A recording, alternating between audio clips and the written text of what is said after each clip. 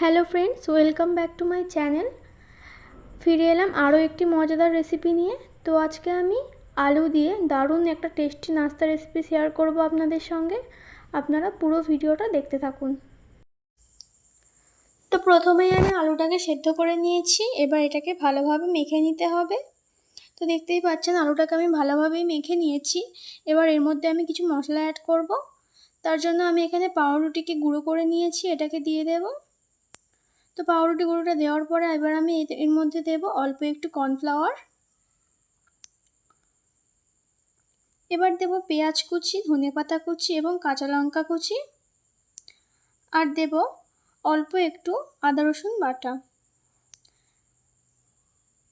তো এখানে আমি জিরেটাকে একটু গোটা গোটা রেখেই গুঁড়ো করে নিয়েছি। এবার এইটা দিয়ে দেব পরিমাণ মতো লবণ, আর দেব অল্প একটু রিফাইন তেল।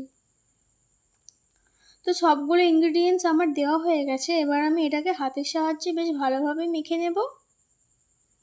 এইভাবে ভালোভাবে মেখে নিতে হবে। তো এরকমভাবে কিন্তু আমি এটাকে মেখে নিয়েছি। এবার এটাকে আমি শেপ দিয়ে নেব। তার জন্য প্রথমে আমি হাতে একটু রিফাইন তেল মাখিয়ে নেব, যাতে হাতে লেগে না যায়। তারপর এরকম একটু একটু করে লেচি কেটে হাতের সাহায্যে এইরকমভাবে শেপ দিয়ে নিতে হবে।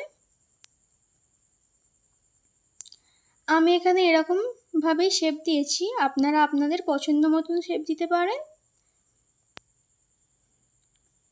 তো এরকমভাবে আমি প্রত্যেকটা শেপ দিয়ে নেব।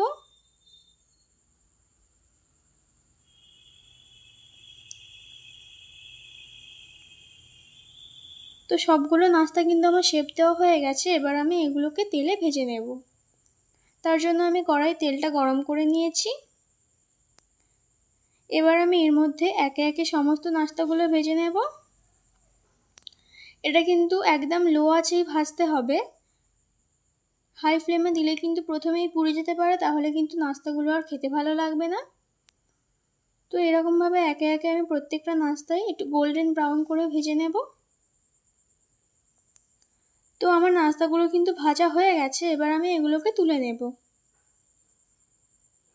দেখতেই পাচ্ছেন কতটা কিন্তু লোভনীয় লাগছে, খেতেও কিন্তু অনেক সুন্দর হয়। আপনারা একবার হলেও বাড়িতে ট্রাই করবেন।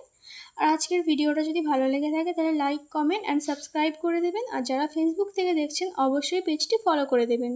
সকলে ভালো